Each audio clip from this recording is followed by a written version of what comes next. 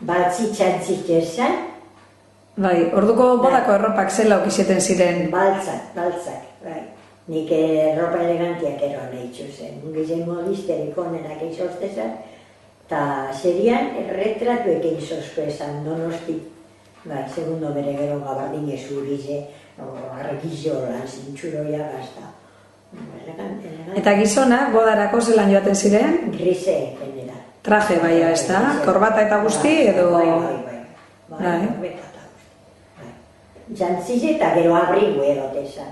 Abrigu ere izen zan, elegantia tola utelarraro bat izen zan, kollu elegantiak aso, landobleko kolluek azta.